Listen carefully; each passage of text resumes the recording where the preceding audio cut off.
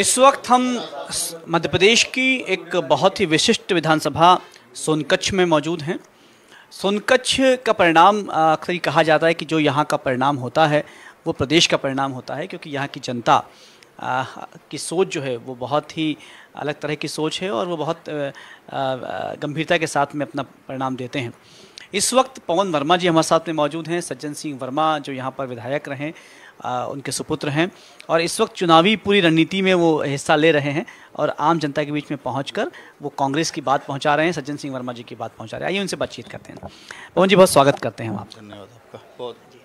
पवन जी, होता ये कि जो प्रत्याशी है वो तो खैर लोगों के बीच में पहुँचता ही है, लेकिन आप सज्जन सिंह वर्मा के सुपुत्र हैं और आप भी लोगों के बीच में पहुँच रहे हैं।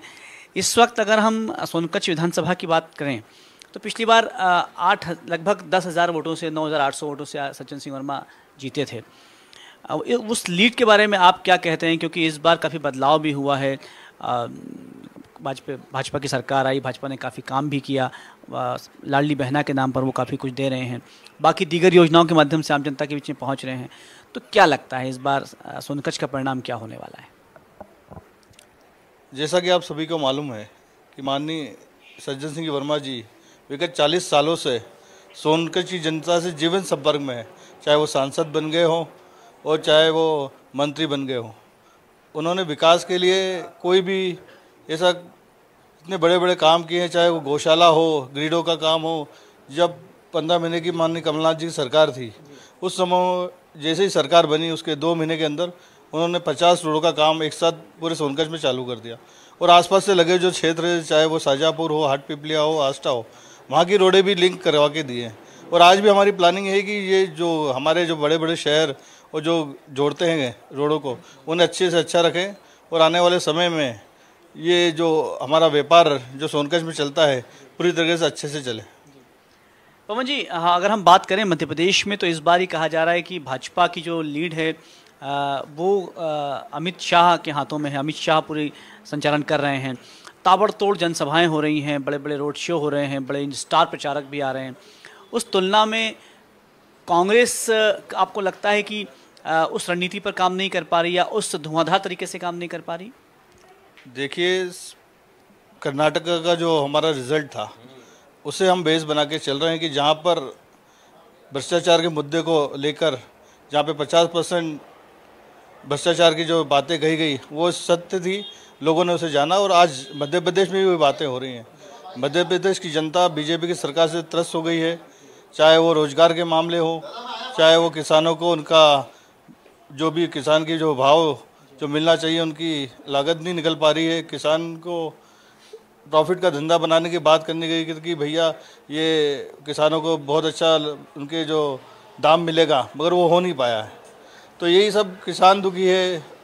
महिलाओं के लिए जो उन्होंने जो कार्य किया है ये इन्हें 2 महीने पहले याद आया। 18 साल की सरकार में उन्हें बिल्कुल ही भूल गई महिलाओं से क्या होता है। सारे फंड रोक दिए, हर चीज़ में उन्होंने सारी पॉलिसियाँ बंद करके तो एक ही चीज़ पे ये लोग गए। तो लोग जानते हैं कि यदि इनकी जो बीजेपी की हालत है वो ख़राब है और वो चाहते हैं कि पैसे देकर यदि वो जनता को मत जीत सकते तो ये बिल्कुल पॉसिबल नहीं है, जनता सब जानती है।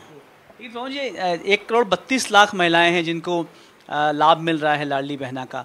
आपको लगता है ये जो वोट बैंक है ये बहुत और जिस महिला के पास में पैसा जा रहा है, खाते में पैसा जा रहा है, वो तो भाजपा की बात करने वाली है? जैसे ही शिवराज सिंह जी ने ये घोषणा की कि महिलाओं को 1,500 रुपये दिए जाएंगे, 1,000 रुपये दिए जाएंगे, माननीय कमलनाथ जी ने भी नारी सम्मान योजना के फॉर्म भरवाए, जिन्हें मैं उनपे विश्वास दिलवाया कि ये जो 1 महीने में जो ये कर रहे हैं ये 1 महीने की बात है, चुनाव बाद ये सब बंद हो जाएगा। मगर हम जो वादा और जो हमारा घोषणा पत्र है उसमें कहा गया है कि हम नारियों के लिए जो भी 1,500 से 2,000 तक जो सम्मान निधि वो प्राप्त देंगे। और मैं तो यही कहना चाहता हूँ कि जो भी पॉलिसी, इनके पास कोई पॉलिसी है नहीं, ये सिर्फ चुनाव के लिए पॉलिसी बनाते हैं और चुनाव बाद सब भूल जाते हैं। पवन जी, इस बार सोनकच्छ में अगर हम बात करें तो आपने पिछली बार की अपेक्षा इस बार रणनीति में क्या बदलाव किया है, क्या नया किया है कि ये जो आपका जो लीडिंग है ये बढ़ेगी? हमें तो विश्वास, मतलब मैं बचपन से सोनकच्छ में आ रहा हूँ, कभी राजनेता के रूप में ना पिताजी आए ना मैं आया हूँ। हमारा लक्ष्य यही था कि सोनकच्छ का विकास कैसे भी हो। और आज कल माननीय सज्जन सिंह वर्मा जी एक मीटिंग ली सोनकच्छ प्रॉपर के अंदर, जहाँ वरिष्ठ जन थे, सारे युवा साथी थे। उन्होंने उन्हें कह दिया है कि भैया मैं जो सांसद आप लोगों ने बनाया, मंत्री बनाया, मैं सब दूर घुमा फिरा, अब मैं थक गया हूँ। अब मैं सोनकच्छ के यदि मंत्री बनता हूँ तो सोनकच्छ में रहूँगा। सोनकच्छ का पूरा विकास, मेरा ये लक्ष्य है कि 5 साल में सोनकच्छ ऐसा विकास कर दूँ कि आने वाला समय इसे याद रखें। क्या आवश्यकता है सोनकच्छ में? यहाँ की सड़कें, पानी, रोजगार, आपको लगता है कि इन चीज़ों पर काम किए जाने की आवश्यकता है? कहाँ सबसे ज़्यादा कमज़ोर है? काम तो सभी हुए हैं, मूलभूत सुविधाएं जो होनी चाहिए वो सब कुछ है। कहीं कहीं जो है जहाँ कभी कॉलेज की बात हो सकती है, उसकी बिल्डिंग का रिनोवेशन है, वो उसको और उसमें डिग्रियाँ हमको लाना है, वो करना है हमें। कुछ इंडस्ट्रियल है कि हम लोगों ने इंडस्ट्री आई तो है, मगर उस जो आनी चाहिए वो नहीं आ पाई, तो उस इंडस्ट्री लाना है जिसमें रोजगार बढ़े।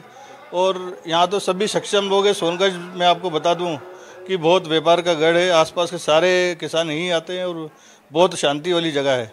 तो हमें भी अब गर्व होता है कि हम सोनकच्छ से इतने साल से जुड़े हुए हैं और आने वाले समय में अच्छे से जुड़े रहें। सज्जन सिंह वर्मा इस बार कितने मतों से जीतने की उम्मीद कर रहे हैं? पिछली बार की अपेक्षा? उम्मीद तो नहीं, हम तो यही चाहते हैं कि जनता का प्यार जो हमें मिल रहा है वो 40 से 50 हज़ार तक भी जा सकता है, मगर जो विश्वास हम यही है कि अच्छे से अच्छी लीड से हम जीत पाएंगे। पवन जी, हमसे बातचीत हुई, बहुत सारा धन्यवाद। धन्यवाद आपका। पवन वर्मा जी से बातचीत हुई। वो सज्जन सिंह वर्मा के सुपुत्र हैं और इस नाते वो लगातार सालों से सोनकच्छ में रहे हैं, आते रहे हैं और इस बार भी उनकी कोशिश ये है कि वो लीड बढ़े। लेकिन इस बार जिस तरह के समीकरण दिख रहे हैं, अलग अलग जगहों पर साधना न्यूज़ की टीम पहुंच रही है, इस बार कांटे की टक्कर कही जा रही है। सोनकच्छ में भी ये कहा जा रहा है कि कांटे की टक्कर हो सकती है। बहरहाल ये टक्कर किसके पक्ष में जाएगी, ऊंट किस करवट बैठेगा, इसके लिए तो हमें इंतज़ार करना पड़ेगा, तब तक जब तक परिणाम नहीं आ जाते हैं। आप देखते रहिए साधना न्यूज़ मध्य प्रदेश।